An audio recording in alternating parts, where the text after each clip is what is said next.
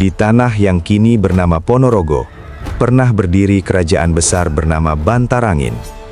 Dipimpin seorang raja sakti, tampan, dan berwibawa, Prabu Klono Sewandono. Namun kekuasaan besar itu runtuh bukan karena pedang, melainkan karena cinta, pengkhianatan, dan ambisi. Dari darah peperangan dan air mata cinta inilah lahir sebuah warisan abadi, Reok Ponorogo. Sebelum kita masuk ke kisah lengkapnya, dukung channel ini dengan subscribe. Karena setiap cerita bukan sekedar legenda, tetapi warisan jiwa Nusantara yang nyaris dilupakan. Legenda bukan sekedar dongeng. Ia adalah ingatan kolektif leluhur yang disampaikan lewat simbol, tarian, dan mitos. Reok Ponorogo bukan hanya pertunjukan. Ia adalah catatan sejarah yang tak tertulis tentang kejayaan, cinta, dan kejatuhan seorang raja besar. Inilah kisah kerajaan Bantarangin dan rajanya, Prabu Klono Sewandono. Di masa ketika hutan masih lebat dan kabut sering turun di pagi hari, di tanah yang kini dikenal sebagai Ponorogo, berdirilah sebuah kerajaan tua bernama Bantarangin. Bantarangin bukan kerajaan biasa. Ia berdiri di wilayah Wengker, tanah yang dipercaya memiliki kekuatan spiritual kuat, tempat para resi, warok, dan pertapa mengolah ilmu batin dan keteguhan jiwa. Kerajaan ini makmur. Sawah terbentang luas, sungai mengalir jernih, dan rakyat hidup di bawah naungan hukum yang tegas, namun adil. Di singgasana kerajaan duduk seorang raja besar, Prabu Klono Sewandono. Ia bukan hanya raja karena garis keturunan, melainkan karena wibawa dan kesaktiannya. Tubuhnya tegap, sorot matanya tajam, dan setiap langkahnya memancarkan kekuasaan. Di tangannya tergenggam pusaka sakral, cambuk Samandiman. Konon, sekali dihentakkan, cambuk ini mampu mengguncang bumi dan melumpuhkan musuh, tanpa harus menumpahkan banyak darah. Namun kekuatan Prabu Klono tidak hanya terletak pada pusaka. Ia dikelilingi para warok sejati, lelaki-lelaki yang telah menanggalkan hawa nafsu dunia demi menjaga kekuatan lahir dan batin. Mereka bukan sekadar prajurit, mereka adalah benteng spiritual kerajaan. Di masa inilah, nama Bantarangin disegani oleh kerajaan-kerajaan lain. Tak ada yang berani menantang secara terbuka. Namun seperti air yang tenang menyimpan arus deras, kejayaan ini perlahan diuji oleh satu hal yang bahkan tak bisa dikendalikan oleh raja sekuat apapun. Cinta. Dan dari sinilah, takdir besar kerajaan Bantarangin perlahan mulai bergerak. Di tengah kejayaan kerajaan Bantarangin, ada satu ruang kosong di hati Prabu Klono Sewandono yang tak mampu diisi oleh kemenangan, kesaktian, maupun kekuasaan. Pada suatu malam, saat angin Wengker berembus pelan dan dupa menyala di pendapa istana, sampailah kabar tentang seorang putri dari tanah Kediri, Dewi Sanggalangit. Ia dikenal bukan hanya karena kecantikannya, melainkan karena kewibawaan dan kecerdasannya.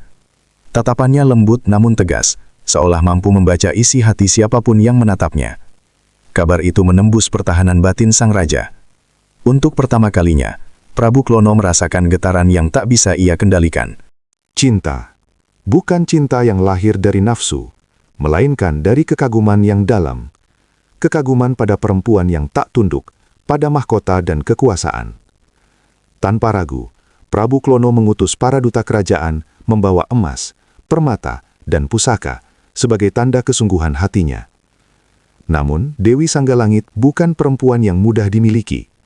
Ia menatap para utusan tanpa silau oleh kemewahan. Dengan suara tenang, ia mengajukan sebuah syarat yang kelak mengubah sejarah tanah Wengker. Aku tak meminta harta, aku tak gentar pada kekuasaan. Jika Prabu Klono ingin meminangku, ciptakanlah sebuah tontonan yang belum pernah ada di muka bumi. Syarat itu mengguncang istana Bantarangin. Para patih saling pandang, para warok terdiam. Bagi sebagian orang, syarat itu mustahil. Namun bagi Prabu Klono Sewandono, kata mustahil tak pernah ada. Ia justru tersenyum, karena dalam hatinya, cinta telah berubah menjadi tekad, dan tekad itu akan melahirkan sesuatu yang kelak dikenal oleh dunia. Reok. Syarat Dewi Sanggalangit bukan sekedar permintaan. Ia adalah ujian. Ujian bagi hati seorang raja yang selama ini terbiasa mendapatkan segalanya dengan ketuasaan. Prabu Klono Sewandono tak tidur berhari-hari. Di pendapa Istana Bantarangin, ia duduk bersila bersama para warok dan Resi Wengker, mencari bentuk tontonan yang belum pernah disaksikan mata manusia. Mereka bertapa, mereka memuja Yang Maha Kuasa, mereka menggali kekuatan batin dari tanah, angin, dan leluhur. Dari laku inilah lahir sebuah gagasan besar, seekor singa raksasa. Melambangkan kekuasaan tertinggi seorang raja.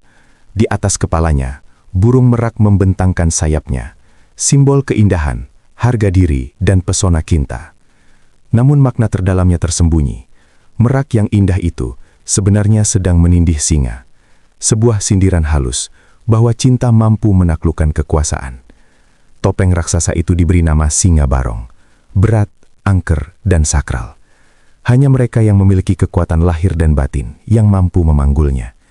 Di sekelilingnya, para warok menari dengan gerak tegas dan penuh wibawa. Langkah mereka bukan sekedar tarian, melainkan doa dan ikrar kesetiaan. Gendang ditabuh keras, gong berdentum seperti detak jantung bumi. Dan di tengah pertunjukan, Prabu Klono sendiri turun menari, mengenakan topeng raja, menyatakan kepada dunia bahwa ia bukan hanya pencipta reog, tetapi juga jiwa di dalamnya. Reog pertama kali dipentaskan di hadapan rakyat Bantarangin. Tanah Wengker bergemuruh oleh sorak dan kekaguman. Namun tanpa disadari, di balik kemegahan itu, reog bukan lagi sekadar tontonan cinta. Ia telah berubah menjadi simbol kekuasaan. Pernyataan bahwa Prabu Klono Sewandono adalah raja yang tak tertandingi. Dan di saat itulah, bayang-bayang kecemburuan dan dendam mulai mengintai dari kejauhan. Kemegahan reog yang diciptakan Prabu Klono Sewandono tak hanya menggetarkan tanah Wengker, tetapi juga mengusik kerajaan-kerajaan lain. Di balik hutan lebat dan batas wilayah Bantarangin, hidup seorang penguasa yang merasa terhina. Ia dikenal dengan nama Singa Barong. Raja yang menguasai wilayah liar, kuat, licik, dan haus pengakuan. Bagi Singa Barong, reog bukan sekadar tontonan. Ia membaca maknanya sebagai tantangan terbuka. Singa raksasa itu seolah menertawakan kekuasaannya, sementara merak yang bertengger di atasnya dianggap sebagai simbol ejekan. Namun Singa Barong bukan raja yang gegabah. Ia paham, Bantarangin terlalu kuat untuk diserang secara langsung. Maka ia memilih jalan yang lebih berbahaya, pengkhianatan dari dalam. Utusan-utusan bayangan dikirim ke wilayah Wengker. Mereka menyusup sebagai pedagang, seniman, dan pengelana. Di balik senyum ramah, mereka menanamkan bisikan, keraguan, kecemburuan, dan rasa tidak puas. Warok mulai saling mencurigai. Patih mempertanyakan keputusan raja. Rakyat mulai bertanya-tanya, apakah reog diciptakan untuk mereka atau hanya demi ambisi cinta sang raja? Bahkan di istana, api kecil mulai menyala. Prabu Klono semakin larut dalam upayanya memikat Dewi Sanggalangit, tanpa menyadari bahwa kekuasaannya sedang digerogoti perlahan. Di malam sunyi, angin Wengker membawa pertanda buruk. Burung-burung hutan berteriak tanpa sebab. Para resi merasakan getaran aneh di tanah pertapaan, pertanda bahwa perang bukan lagi sekadar kemungkinan. Dan di balik semua itu, Singa Barong tersenyum dalam kegelapan. Karena ia tahu, kerajaan yang besar tak selalu runtuh oleh serangan musuh, melainkan oleh retaknya kesetiaan. Takdir kerajaan Bantarangin kini berada di tepi jurang. Apa yang dibisikkan dalam gelap Akhirnya meledak di bawah cahaya matahari. Api pengkhianatan yang ditanam Singa Barong menyulut perang besar yang tak lagi bisa dihindari. Di pagi yang muram, kabut tebal menyelimuti tanah Wengker. Genderang perang ditabuh, suara kendang menggema seperti detak jantung bumi yang dipaksa berdetak lebih cepat. Prabu Klono Sewandono berdiri di barisan depan. Cambuk Samandiman melingkar di tangannya, matanya tajam menatap medan laga. Di belakangnya, para warok berdiri tegak, wajah mereka tenang, bukan karena tak takut mati, tetapi karena telah berdamai dengan kematian. Pasukan Singa Barong menyerbu dengan teriakan liar dan amarah membabi buta. Mereka membawa senjata, namun juga kebencian yang telah lama dipelihara. Saat cambuk Samandiman dihentakkan ke udara, petir seolah membelah langit. Tanah bergetar. Prajurit musuh tersungkur, bahkan sebelum sempat mengayunkan pedang. Perang berlangsung sengit. Darah mengalir di tanah Wengker. Jerit kesakitan bercampur doa-doa yang tak sempat selesai. Di tengah kekacauan itu, reok, yang dulu diciptakan sebagai simbol cinta, muncul di medan perang. Topeng singa barong menjulang tinggi, menjadi bayangan raksasa yang menakutkan sekaligus mematahkan mental lawan. Namun kemenangan tidak datang tanpa harga. Banyak warok gugur, rakyat terjebak di antara dua kekuatan yang sama-sama mengaku benar. Ketika matahari condong ke barat, pasukan singa barong akhirnya mundur. Tanah Wengker dimenangkan oleh bantar angin. Namun Prabu Klono tahu, ini bukan kemenangan sejati. Karena di balik sorak kemenangan, ia mendengar ratapan ibu, melihat anak kehilangan ayah, dan merasakan ketosongan yang tak bisa diisi oleh kemenangan perang. Reok berdiri megah di atas tanah berdarah, menjadi saksi bisu bahwa kekuasaan yang dipertahankan dengan peperangan selalu meninggalkan luka, dan luka itu akan menagih harga yang lebih mahal di kemudian hari. Perang telah usai. Genderang senyap. Debu pertempuran perlahan mengendap. Namun di dalam hati Prabu Klono Sewandono, perang yang sesungguhnya baru saja dimulai. Ia berdiri sendirian di pendapa istana Bantarangin, menatap kosong ke arah senja.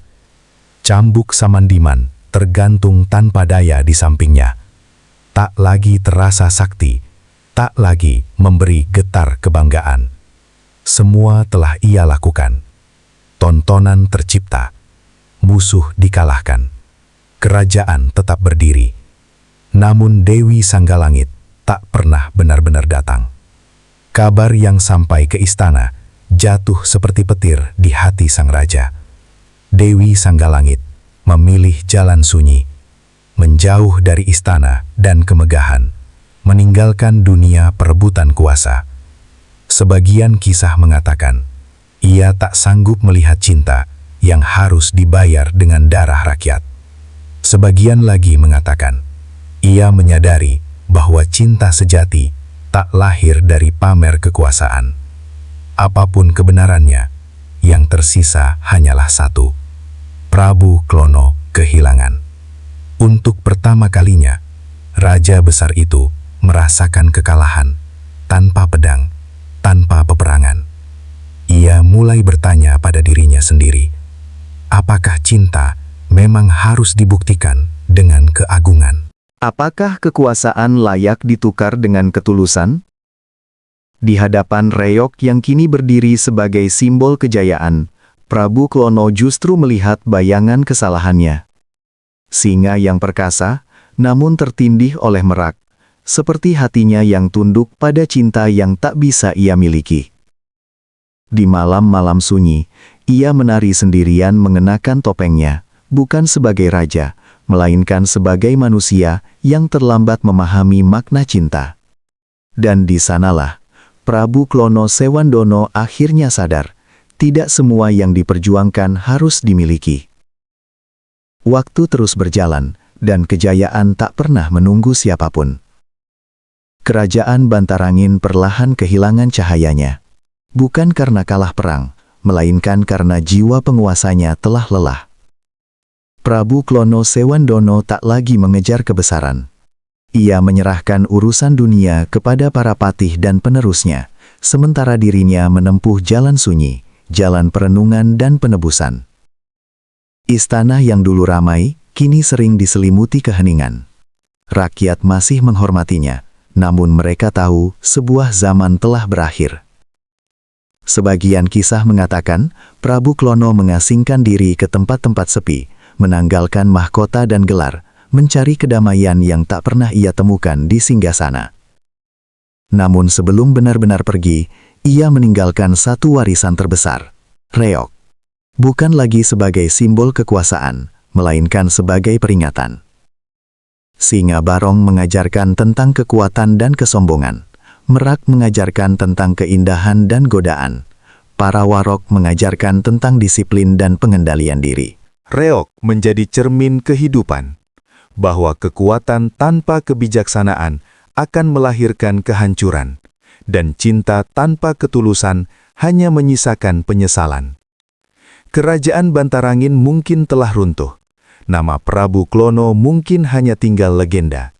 Namun setiap kali reog dipentaskan, jiwa kisah ini hidup kembali. Dalam dentuman kendang, dalam langkah warok, dan dalam topeng Singa Barong yang menjulang angkuh di hadapan manusia. Itulah sebabnya, Reog Ponorogo bukan sekadar pertunjukan. Ia adalah pesan leluhur yang terus berbisik kepada zaman. Kekuasaan akan berlalu, tetapi nilai dan pelajaran akan hidup selamanya.